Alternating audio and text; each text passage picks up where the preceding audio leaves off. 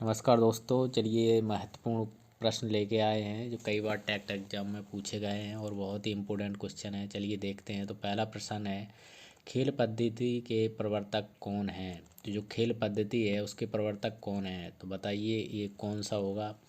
Madam Montessori, दूसरा है Froebel, तीसरा है किलपैट्रिक, चौथा है हेनरी कॉल्डवेल कुक। तो जो खेल पद्धति के प्रवर्तक हैं वो हेनरी कॉल्डवेल कुक को माना गया है। तो हेनरी कॉल्डवेल कुक द्वारा ये खेल पद्धति दी गई थी। चलिए अगला क्वेश्चन देखते हैं। डाल्टन पद्धति का सर्वप्रथम प्रयोग किसके द्वारा किया गया? तो जो डाल्टन विधि है उसका सर्वप्रथम प्रयोग किसके द्वारा किया गया? तो बताइए हेलन पार्कहार्ट, किलपैट्रिक, फ्रॉवेल या इनमें से कोई नहीं। तो जो डाल्टन पद्धति है उसका सर्वप्रथम प्रयोग किसके द्वारा किया गया था, यहाँ पर आपको बताना होगा। तो ये पहला है हेलन पार्कहार्ट, दूसरा है किलपैट्रिक, तीसरा है फ्रॉवेल और चौथा है इनमें से कोई नहीं। तो जो डाल्टन जो पद्धति है वो हेलन पार्कहार्ट के द्वारा दी गई थी। ये पहला ऑप्शन इसका सही हो जाएगा। चलिए अगला देखते हैं। प्रश्न नंबर तीसरा है, ज्ञानेंद्रिय शिक्षण का महत्व है। तो जो ज्ञानेंद्रियों द्वारा शिक्षण कौन सी विधि में दिया जाता है? ऑप्शन है किंडरगार्टन शिक्षण पद्धति में, मॉन्टेसरी पद्धति में, बुनियादी शिक्षा में या इनमें से कोई नहीं। तो जो ज्ञानेंद्रियाँ होती हैं हमारी आँख, कान, नाक, इनके द्वारा जो शिक्षण होता है वो मॉन्टेसरी पद्धति में दिया जाता है। तो इसका बी ऑप्शन सही हो जाएगा। चलिए अगला देखते हैं। चौथा प्रश्न, फ्रॉवेल ने शिक्षण प्रणाली का विकास किया था। तो फ्रॉवेल द्वारा कौन सी शिक्षण विधि दी गई थी? तो ये तो सभी को पता होगा, बहुत ही आसान क्वेश्चन है। तो ये फ्रॉवेल द्वारा किंडरगार्टन पद्धति दी गई थी। चलिए अगला देखते हैं। मॉन्टेसरी शिक्षण पद्धति की जन्मदाता कौन थी? तो ये भी बहुत आसान क्वेश्चन है। जो मॉन्टेसरी शिक्षण पद्धति है वो मैडम मारिया मॉन्टेसरी द्वारा दी गई थी।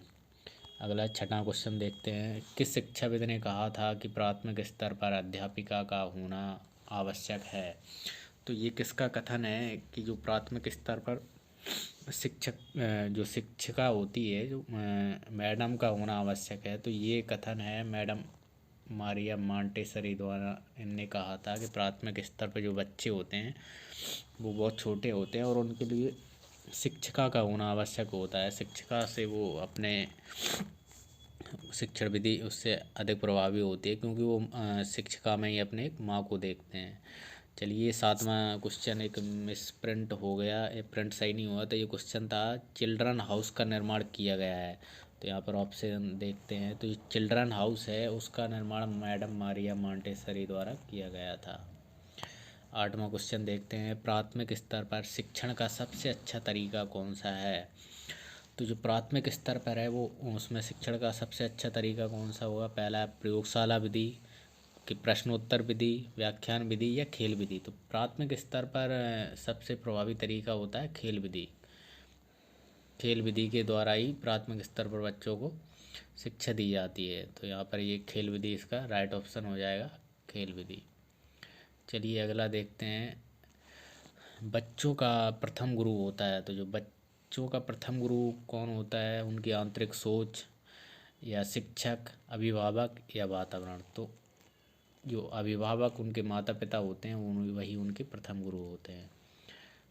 ये 10वां क्वेश्चन है। किसने कहा अच्छा शिक्षक वही होता है जो स्वयं को एक बच्चे की तरह चाहता है? तो ये कथन किसका है कि अच्छा शिक्षक वही होगा जो खुद को एक बच्चे की तरह देखता है? तो ये कथन प्लेटो का है, जॉन लॉक का है या अरस्तू का है या रूसो का? तो ये कथन है जॉन लॉक का। ऑप्शन नंबर 20 का राइट आंसर हो जाएगा। तो ये 10 महत्वपूर्ण क्वेश्चन थे और आगे भी महत्वपूर्ण क्वेश्चन लेके आएंगे। आप वीडियो को लाइक करें और चैनल को सब्सक्राइब करें। धन्यवाद।